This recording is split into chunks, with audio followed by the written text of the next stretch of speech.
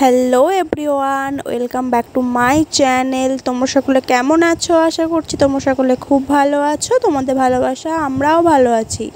তো নতুন দিনে নতুন একটা ভিডিও নিয়ে তোমাদের কাছে চলে এলাম। তো সকলকে আমার তরফ থেকে অনেক অনেক ভালোবাসা, জামাই ষষ্ঠী, আর বড়দের জানাই অনেক অনেক প্রণাম। তো দেখতেই পাচ্ছ এখন আমাদের হচ্ছে লাঞ্চ টাইম।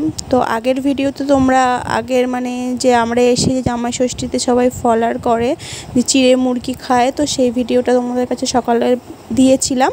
তো এখন হচ্ছে লাঞ্চ টাইম।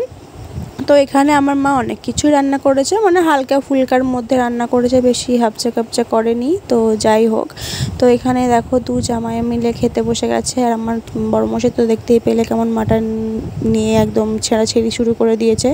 তো জামাইদের সাথে সাথে মেয়েদেরও আনন্দ হয়, বাপের বাড়িতে এসে একটা বেশ ভালোই লাগে, সেটা মানে অন্য সময়ই হোক আর কোনো স্পেশাল দিনেই হোক। তো একটা দিন রেস্ট পাওয়া যায়, বা যতদিন থাকি ততদিন রেস্ট পাওয়া যায়, এটাই যা রেস্ট, কিছুই না। মানে একটু মায়ের হাতে ভালো মন্দ খাওয়া, ভালো মন্দ রান্না করে করে মা খাওয়াবে, আহা, এটা তো সব মেয়ের কাছে একটা খুবই ভালো ব্যাপার। তো যাই হোক, তো এখানে দেখতেই পাচ্ছ দুজনে কেমন গপাগপ খাচ্ছে। আর আমাকে বড়মশাই আমাদেরকে তাকিয়ে আছে, বলছে এটা খাও ওটা খাও। আমি তো খাবোই, খাবো তো বটেই, এত সুন্দর সুন্দর রান্না। তারপরে মায়ের হাতের মাটন কষা, আহা, আর কি চাইলা জবাব। তো তারপরে এই যে বেরিয়ে পড়েছিলাম বিকালবেলা ঘুম থেকে উঠে মাঠের দিকে।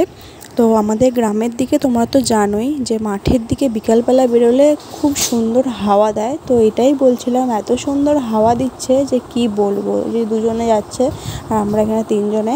তো এখানে পাঁচজনে বেরিয়েছিলাম সুন্দর আবহাওয়া উপভোগ করতে। আর ঘরের মধ্যে এত গরম ছিল যে কি বলবো। বাইরে এত হাওয়া দিচ্ছে, আমি বলছি এখান থেকে যেতে ইচ্ছা করবে না। তো বন্ধুরা, এরপরে ভিডিওটা আমি আর কন্টিনিউ করতে পারিনি কিছু কারণের জন্য। তো ভালো লাগলে লাইক কমেন্ট শেয়ার করো, আর অনেক অনেক ভালোবাসা দিও। টাটা।